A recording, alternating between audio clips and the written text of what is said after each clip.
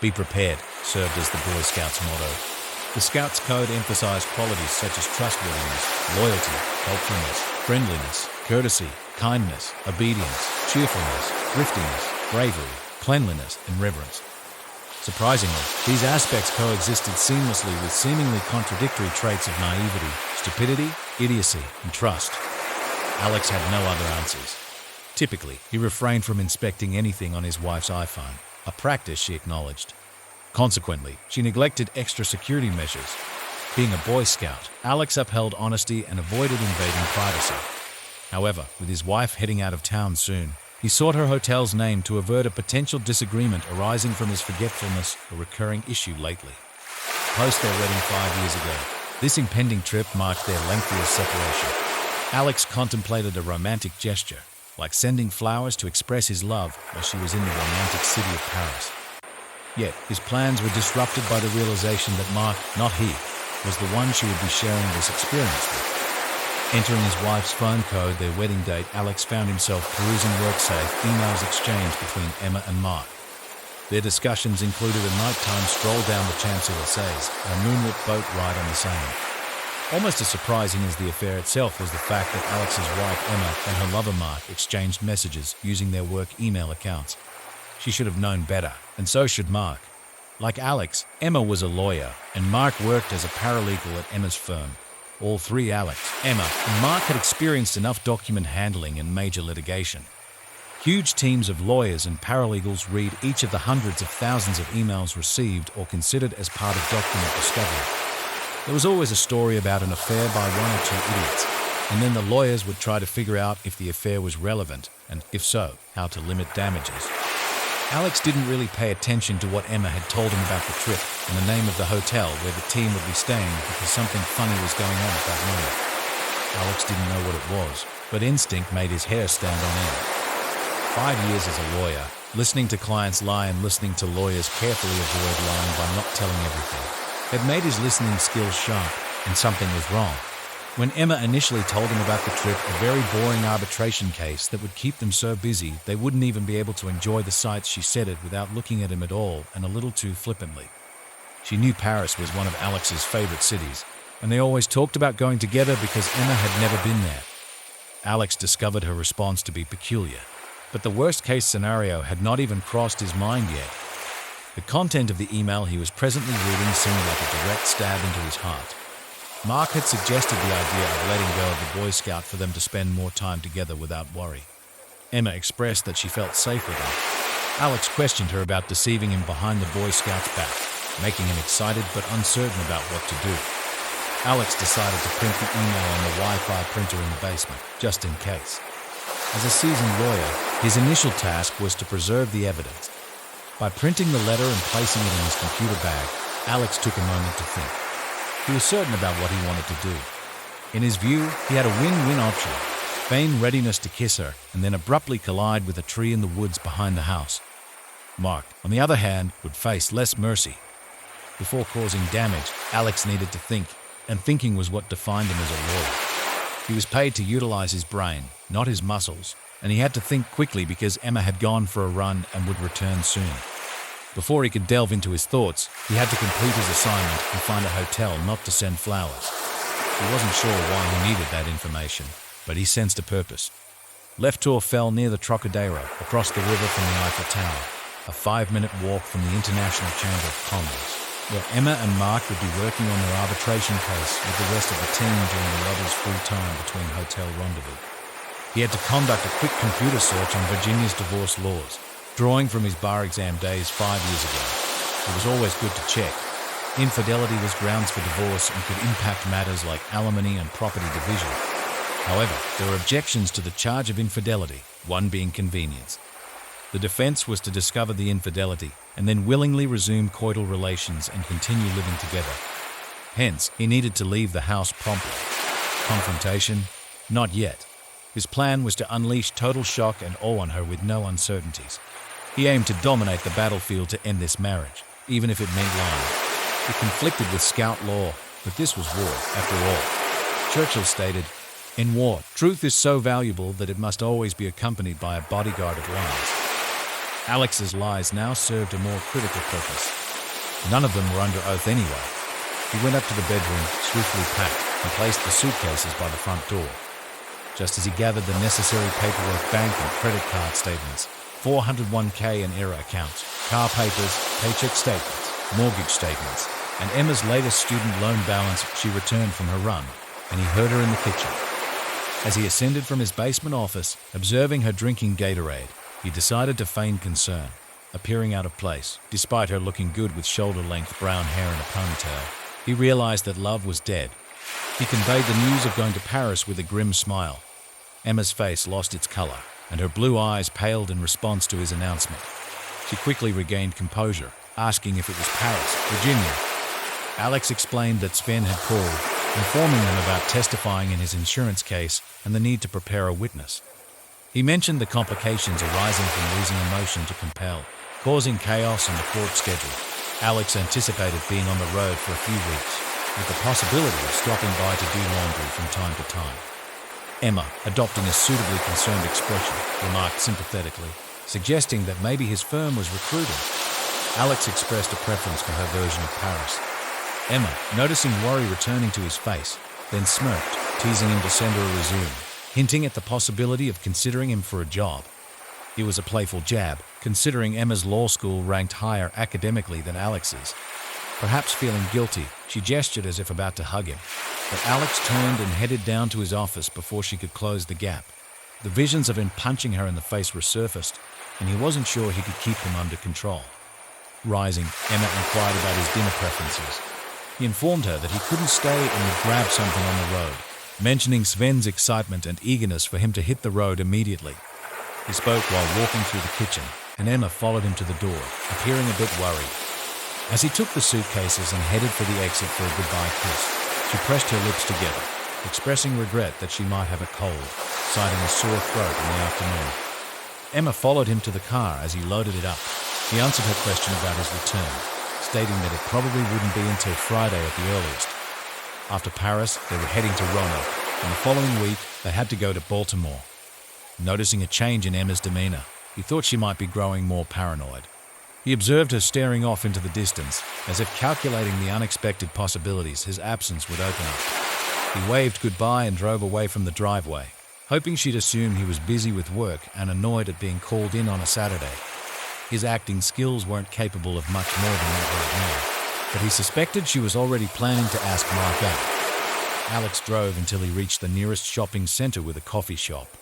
Like most lawyers, he thought better on paper. Sipping his coffee, he began making a list of cases.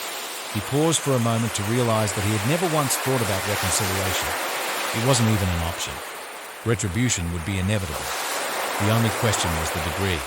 He was interrupted by the phone ringing, and upon not recognizing the number, he impatiently answered.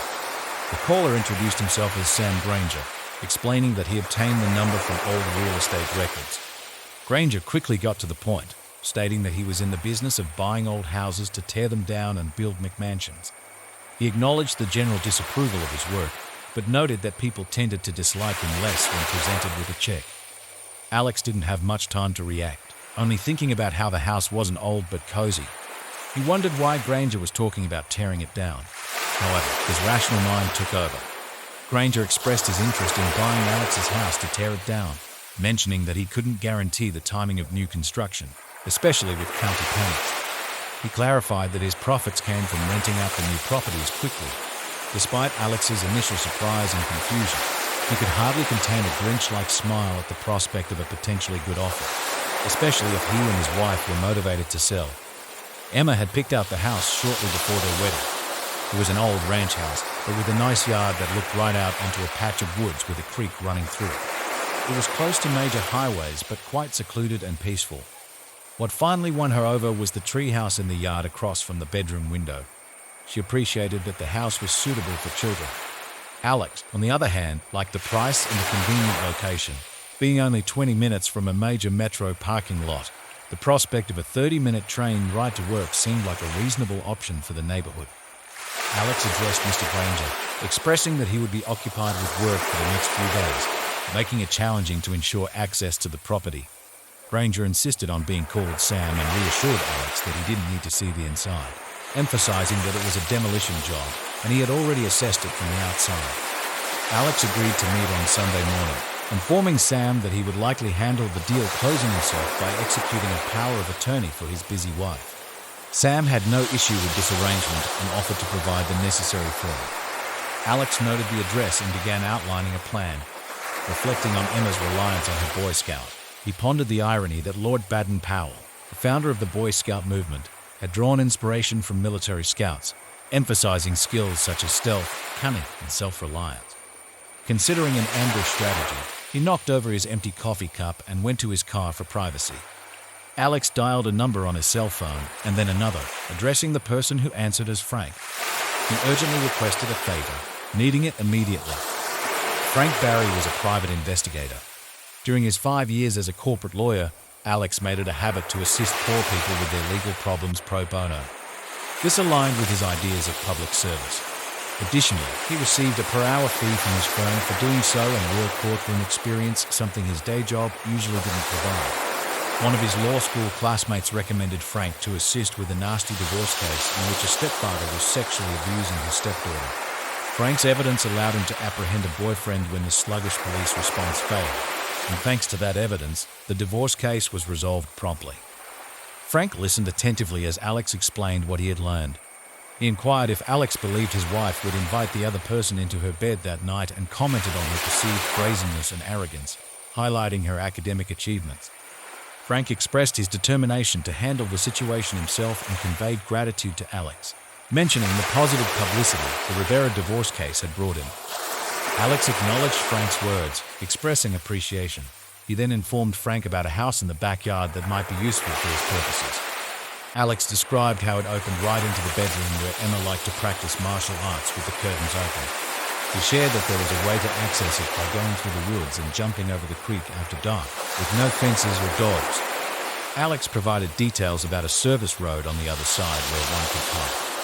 Expressing his thanks, Alex suggested placing a camera outside, aimed at the front of the house to monitor the comings and goings. Alex and Frank discussed using Harry for a divorce, with Alex confirming that he indeed wanted a divorce. Frank acknowledged Alex's decision and mentioned being familiar with how Harry preferred to have the affidavit and report done. He expressed confidence that they would find out the truth soon. After the conversation with Frank, Alex reached out to Harry. Harry initially thought it was about the law school reunion, but quickly realized it was something else. Alex clarified that he wanted to hire Harry because Emma was cheating, and he wanted to take legal action. After bringing Harry up to speed on the situation, Harry suggested that Alex come back the next day. Despite it being Sunday, Harry had some paperwork to deal with at the office and planned to stop by. He proposed starting the process and acknowledged that Alex seemed to have already addressed the issue of avoiding infidelity. Alex informed Frank that Harry was dealing with clear and convincing evidence, highlighting the challenge of the financial settlement as Emma, being a lawyer at a large firm, had the resources to prolong the case with the support of her colleagues. Despite this, Alex assured Frank that he would handle the situation and believed they could settle it amicably. In the next conversation, Alex spoke with Harry, expressing the intention to settle the matter civilly rather than seeking vengeance. Harry acknowledged Alex's approach and agreed to see what he could come up with. Alex's final call was to Maggie, and the initial silence was palpable. Alex explained that he needed her help regarding Emma's infidelity. He apologized for past mistakes, acknowledging their affair and letting Emma cut Maggie out of his life. Despite Alex's emotional plea, he left Maggie to process his request. Eventually, she agreed to help, expressing gratitude for Alex's ability to make her laugh. She even teased him about meeting her new partner and proposed a dinner date when the dust settled. Alex needed somewhere to hide out for a while and make a plan of action, so he found an extended stay hotel outside the Beltway in Fairfax, far enough away from the usual places he and Emma frequented that he wouldn't be spotted. Settled in and went to get some food. He wasn't particularly hungry, but he knew he needed something in his stomach to digest the drinks he was about to drink. The restaurant called El Mariachi was across the street from the hotel. It would be enough because the free chips and cheese would just make him sick. As the hostess sat him down in a booth, he saw the bartender looking at him. He seemed vaguely familiar, but Alex put the thought out of his mind. He had enough to worry about at the moment. To see pupusas on the menu meant that the restaurant was a Central American establishment pretending to be Mexican. Most Americans didn't know the difference. Along with his meal, he ordered some cheap tequila. He knew the next day's hangover would be brutal, but he considered the pain part of the rite of passage. The waitress returned with a bottle of excellent top-shelf tequila and a highball glass. When Alex looked up at the waitress, she merely pointed to the bartender, who saluted him. Alex accepted the greeting and poured himself a generous portion as the bartender went back to serving other customers. It took a moment, but Alex remembered who he was. He remembered that the bartender was one of the people who had attended Rivera's divorce hearings and the criminal trials Alex had attended. He always sat in the last row by himself. No one ever sat next to him. Once, his client Sonia's daughter hugged him, but when Alex asked Sonia who it was, she remained silent and said he was just a family friend. Alex ate in silence, making notes in his notebook and drinking tequila. When the waitress cleared away the dirty plates, he went to the break room. He felt like everything around him was moving like on a ship. When he walked, he needed to lean against the wall while he went about his business. Then he went back to the booth, trying to keep steady, and found the bartender sitting in his booth on the opposite bench. The person addressed as Senor Alex warmly greeted him, expressing gratitude for Alex's assistance in helping his cousin end a problematic marriage. Alex attempted to downplay his role, but the bartender persisted, sharing that the cousin's ex-husband had suffered severe beatings in prison, resulting in the belief that he might never walk or eat solid food again. The bartender disclosed this information with a slight smile, and Alex, feeling a chill, remarked that he hadn't heard about it. The bartender casually dismissed it as yesterday's news. Alex, sitting down, tried to shift the focus and asked about the bartender's curiosity regarding his presence alone at El Mariachi on a Saturday night. The bartender inquired about Alex's wife, describing her as beautiful. Alex locked eyes with the bartender, who maintained a smile. It wasn't mocking, but rather knowing. Alex couldn't fathom why the man posed such a peculiar question. How did the bartender even discern Alex's marital status? Then Alex recalled Emma surprising him at a hearing and kissing him. The bartender must have lingered in the courtroom afterward. We had some problems with her, Alex admitted. He saw no reason to deceive or withhold information, such as her involvement with someone else. The familiar smile reappeared, rendering Alex momentarily speechless. The bartender pointed out that keeping secrets involved not writing them down and leaving the paper in plain sight, gesturing toward Alex's notebook, which contained elements related to infidelity, a sketch of Mike with a knife, Emma's name circled with a slash, and a to-do list mentioning "burn that pig." Alex acknowledged the lapse in operational security, but noted that he hadn't disclosed any client secrets. The bartender advised Alex to consider what he truly desired aside from money and suggested revenge as an option. Alex didn't hesitate, expressing a violent desire to physically damage Emma. The bartender's smile widened, and he chuckled, cautioning Alex about the legal consequences of such retaliation. He emphasized that people who act violently often end up in jail, a situation Alex would likely want to avoid unless visiting clients. Acknowledging Alex's irrational thoughts, the bartender sympathetically suggested that he might be of assistance. He referenced Alex's past help to his cousin, acknowledging that she could have asked him for help, but for various reasons, she refused. Alex stepped in and resolved her issue, earning the bartender's gratitude. Alex tried to interject, sure he had Frank gather the evidence, but he had the police handle the investigation. It didn't hurt that Alex asked one of the partners in his firm, a former assistant United States attorney from the area, to have a quiet chat with a Commonwealth's attorney to ensure the criminal case was handled properly. Alex accompanied his client just to guarantee the prosecutors treated her with the respect she deserved. The bartender dismissed Alex's protests, expressing gratitude for his assistance to forgotten people like his cousin. He emphasized being indebted to Alex on behalf of his family and offered to repay his debts by providing assistance. Alex, unsure of the bartender's identity, asked for his name, and the bartender revealed that some people referred to him as El Diablo, or the devil. Though friends called him Jose Garcia, Alex jokingly asked if he had to sell his soul to get a favor, and El Diablo responded with a smile, calling it professional courtesy and playfully noting that lawyers have no souls. El Diablo then requested Alex's address, his wife's name, and details about her daily routine. In response, Alex inquired about El Diablo's plan, suggesting that he stay blissfully ignorant and report on his movements over the next few months. He advised El Diablo to get a cell phone for communication, leave a number at the bar, and refrain from returning to El Mariachi for the best outcome. Alex shared details with El Diablo about hiring a private investigator.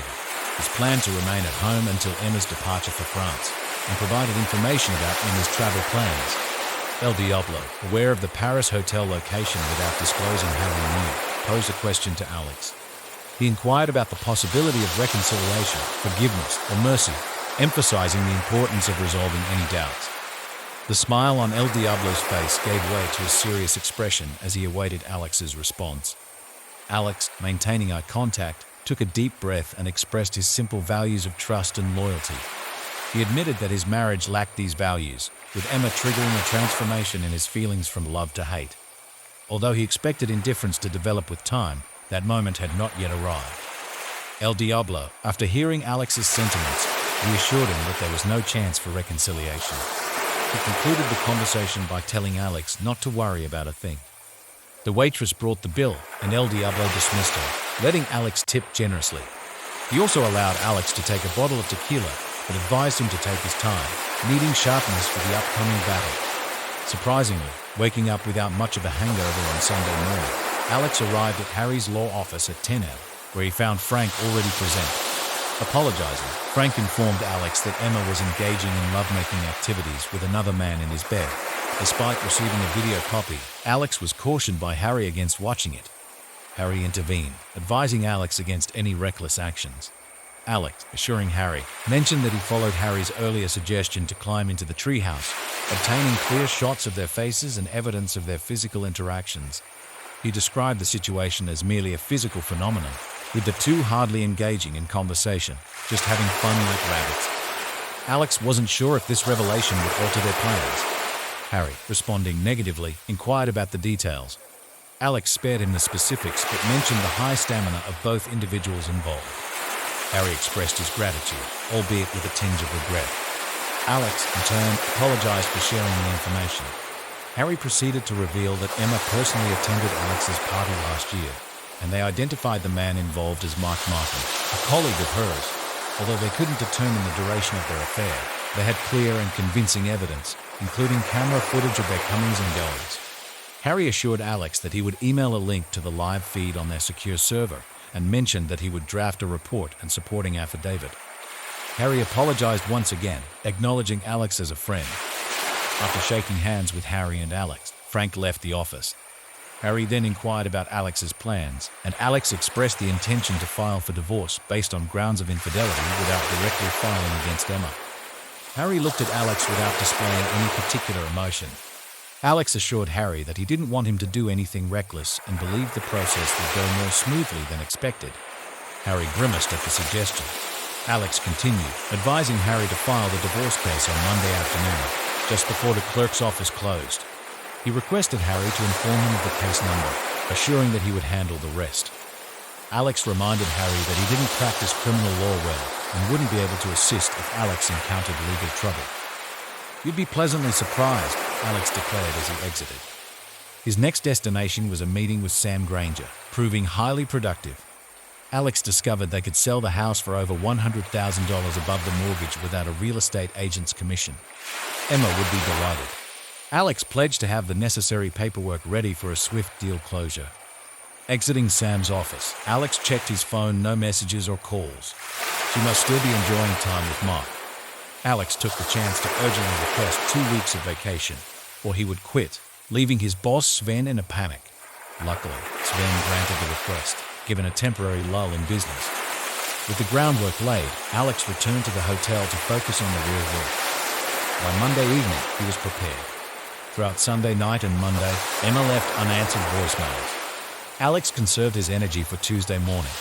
Thanks to Frank's front-facing camera, Alex knew Mark spent Monday night there, likely leaving for work around 8 a.m. Emma would depart around 8:30 and so at 7 a.m. Alex walked in, yelling, "Honey, I'm home." Upon hearing brisk footsteps upstairs, Alex observed Emma, who appeared disheveled and shocked as she descended in her robe. Emma greeted him with attempted cheerfulness, expressing surprise and panic. Alex, maintaining a cheerful tone, apologized for not returning her calls, attributing it to the demands of being on the road. Disregarding the wine glasses, he headed to the dining room. Emma, unsure of how to prevent him from reaching Mark, stood in the doorway. A knock on the door caught Emma off guard, and Alex asked her to answer it. As he spread papers on the table, Emma opened the door. expecting a bailiff with divorce papers. Instead, Maggie entered and greeted with a simple hi.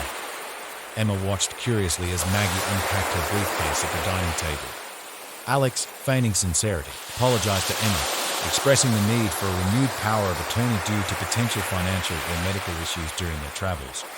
He also mentioned an offer to refinance his mortgage and apologized for the short notice. Emma, after some initial tension, inquired about Maggie.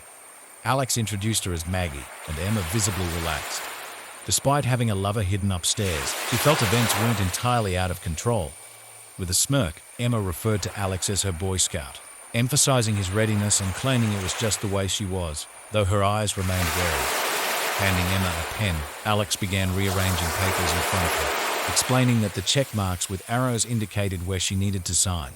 Emma, expressing trust, responded with a wide smile and promptly signed all the papers in front of her.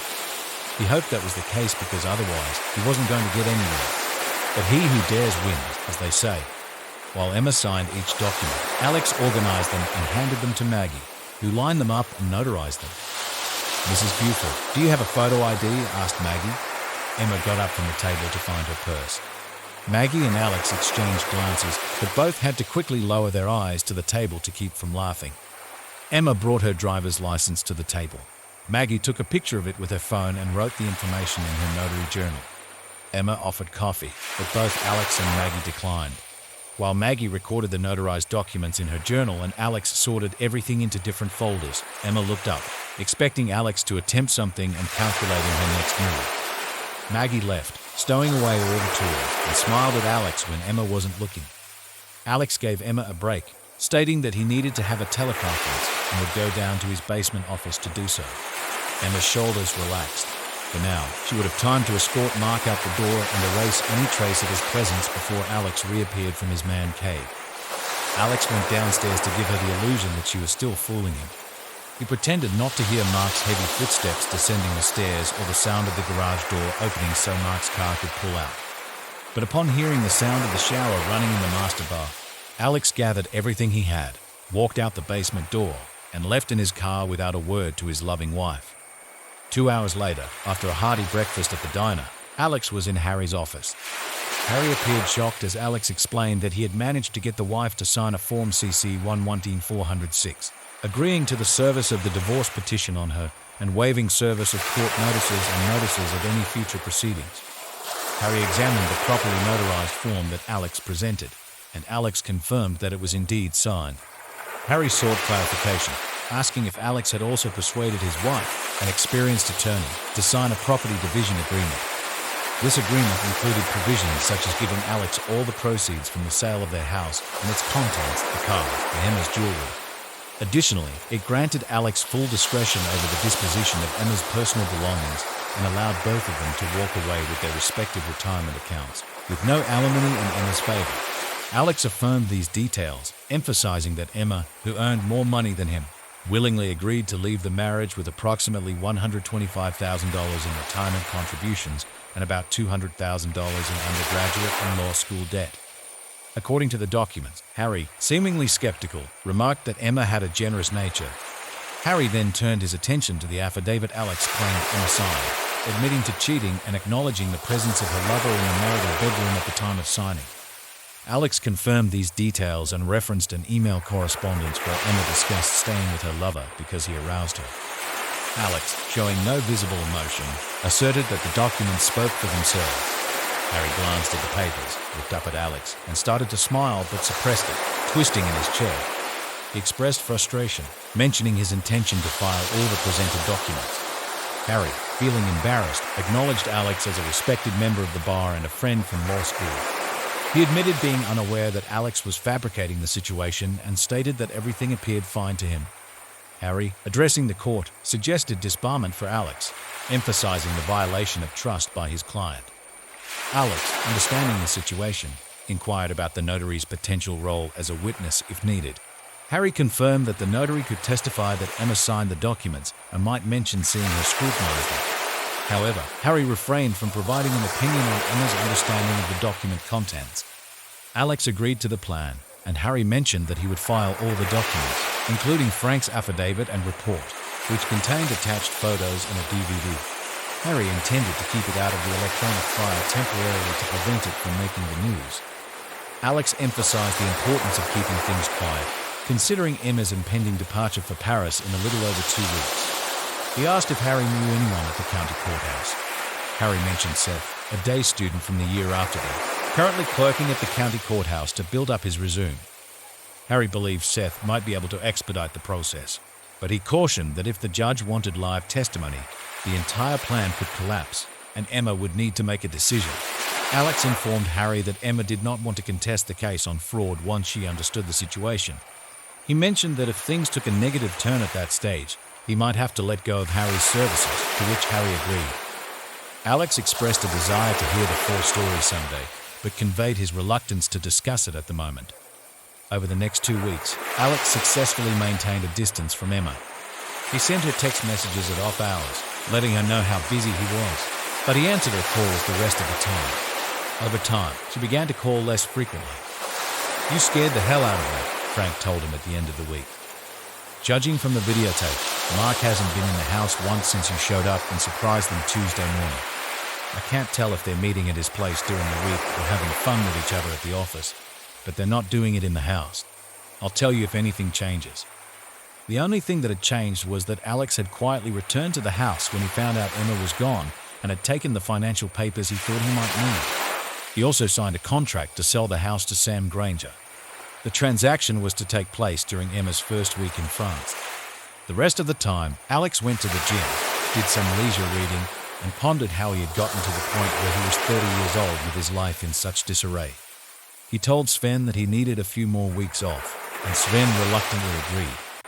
"She's having fun with him at the house again," Frank said Saturday, a week before Emma was scheduled to leave for Paris. "Thanks for the heads up," Alex replied. He didn't care, but he knew that once he got rid of the house, he'd rather burn the sheets than sell them. By this time, Alex had watched the video that Frank had given him. The first time, he realized his attraction to Mark was a couple of years younger, and as Frank's investigation had revealed, the guy was a gym rat, constantly pulling himself up in front of the mirror after weight training. Otherwise, he was unremarkable in comparison. Alex was in reasonable shape, but didn't boast a tight belly. Emma seemed to be seeking arm candy, a trait Alex could do without. Before he knew it, Emma embarked on her eagerly anticipated trip to Paris. A member of Frank's team followed her to the airport during her departure to Europe. Upon receiving the news, Alex went to the house, piled all of Emma's clothes in the living room, and packed up his belongings. The next day, movers arrived, packing Emma's items separately and sending them to storage. They also packed Alex's things and moved them to the apartment he found with Sam Granger's help. Alex easily sold the furniture, thanks to Sam's reselling skills. Once the house was empty, Alex did a final walkthrough before taking one last action. He carefully collected wedding photos, the album, and Emma's wedding dress. He brought them to the fire pit under the treehouse on the patio, placed them atop embers, added lighter fluid to the dress, and lit a match. As everything burned, Alex was pleased with the level of detail captured in the video, even discerning details in each photo as it joined the flames. A day later, Alex closed the sale of the marital home, using Emma's power of attorney to sign on her behalf a move she should have scrutinized with a separate financial power of attorney. Alex deposited the house sale profit into his personal account, certifying it on behalf of his wife as her attorney in fact, and closed the joint accounts. 3 days later, still in the initial week of Emma's French trip, a construction crew razed the house. Days later, they cleared the debris, starting preparations for the site. Unfortunately, the tree with the treehouse had to be removed for a planned gazebo. However, construction halted once only an empty square of land remained due to issues in the permitting process. Alex and his law school friend at the county permit office believed the problem would resolve upon Emma's return with proper forms submitted and approved. Throughout this period, Alex ignored all of Emma's attempts to contact him, not responding to calls, emails, or voicemails. El Diablo, using the landline, informed Alex that Emma and Mark appeared stressed and didn't look their best. Suspecting something was amiss, Alex asked how El Diablo knew, to which he simply claimed to have connections everywhere, even in Europe. El Diablo inquired if Alex wanted Emma's wedding and engagement rings, and upon Alex's refusal, asked if someone else could acquire them. Alex agreed. 2 days before Emma's return from Paris, Alex visited Harry's office, receiving an unexpectedly swift divorce decree. Seth, tight-lipped, facilitated the process, and Alex opted not to inquire further. Congratulating himself on his newfound single status, Harry provided a copy to send to Alex's ex-wife, expecting her delight. As Alex was getting into his car outside Harry's office, his phone rang. Receiving a call from an unfamiliar number, Alex recognized El Diablo's voice as soon as he answered. El Diablo advised Alex to take a vacation immediately, suggesting he go to a place with a lot of people who know him and can confirm his presence. El Diablo ended the call abruptly. Alex, understanding the urgency, realized he hadn't seen his college friends in New York for a while. Luckily, they had free schedules in the next few days. That afternoon, he hopped on Amtrak, attended shows, explored museums, and shared meals with friends, most of which he paid for with a credit card. Alex also tipped generously at the hotel to ensure the staff knew who he was during the stay. The Express mailed a DVD copy of him burning Emma's wedding dress and album to Emma's parents' home. Late one Sunday night, while savoring coffee and cake in Little Italy, Manhattan, Alex received a call from his father-in-law. His father-in-law informed him that Emma was in the hospital and going through a difficult time. Alex inquired about the reason behind her condition. His father-in-law explained that Emma had returned from a business trip on Friday and, along with a colleague, had been kidnapped at the airport. They were medicated and only managed to escape that morning. Unfortunately, Emma's colleague had been severely beaten. Alex could sense the emotional strain in his father-in-law's voice. Once upon a time, Alex might have felt sympathy. However, he asked about Emma's condition. The father-in-law explained that when Emma woke up, she found herself covered in tattoos with derogatory inscriptions labeling her as a fancy woman and a strumpet. Soon after awakening and realizing this, an individual wearing a mask entered and physically assaulted her, breaking her nose and causing 2 black eyes. Alex couldn't help but be impressed by the severity of the situation. Really, it was the cherry on top of the ice cream.